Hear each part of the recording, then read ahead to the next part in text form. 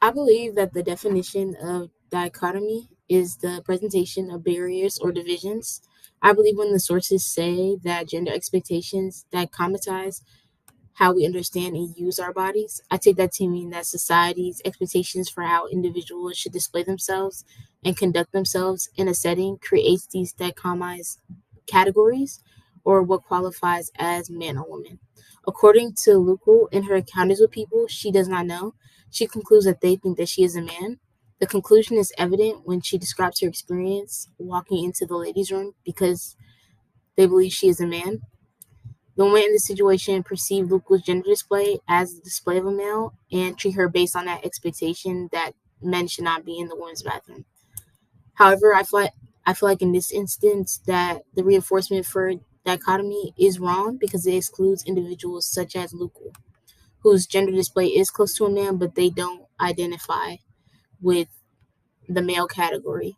In the social world, I see dichotomization displayed through the expectations surrounding my experience as a woman.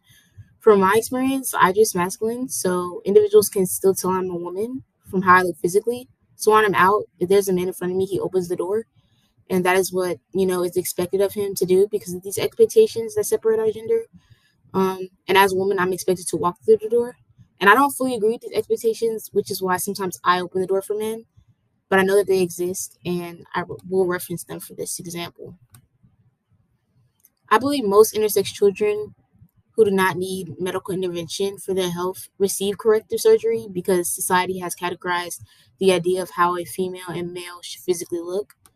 I believe that anyone who has a sexually ambiguous anatomy, they are viewed by society as an error, and physicians, particularly in the 1950s, attempted through gender reassignment surgeries to bring these individuals' anatomies closer to the gender category that their ambiguous anatomy looks like.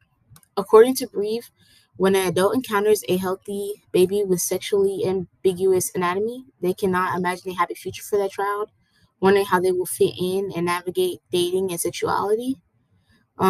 These surgeries, while not medically necessary, are considered socially important. I think a great example was of Claire, who had a clitorectomy due to clitoromegaly, which is like an enlarged, like mini penis. I believe in this situation, corrective surgery becomes less of a medical problem because Claire didn't show a medical need, and it was more of a social problem because her parents were worried about how her future dating life or her partners will react to it. In society, an overlooked example of a corrective surgery is circumcisions of males. These surgeries remove the skin on the tip of the penis, and it makes it easier for it to clean and reduce the risk of infections.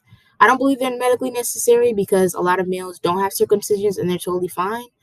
But I do think that circumcisions are socially preferred for males. Um, I believe as a society we gravitate towards a dichotomous understanding of gender because it is a social construct used in our everyday lives that it becomes so like unnatural to think outside of the barriers within gender. The barriers are practiced in regular day activities such as using the bathroom, where there are men's and women's restrooms, dress rooms in stores, and behavior expectations assigned to males or assigned to females. We make gender a real part of our lives. For example, every time we use the restrooms, we recreate and reinforce the dichotomous understanding of gender, and unconsciously we follow the dichotomous understanding of gender because that is how we were raised, even without knowing the full concept. In society, I sometimes take advantage of the dichotomous gendering when I use the TikTok phrase, I am just a girl, when I make a mistake or when I'm super emotional or when I put like diesel in my car. In that statement, although I use it for comedic relief, it does mean that I am classifying my mistake as mistakes that girls are supposed to make, which is not true.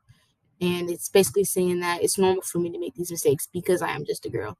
While the statement is funny, it is controversial and reinforces dichotomous understandings of gender.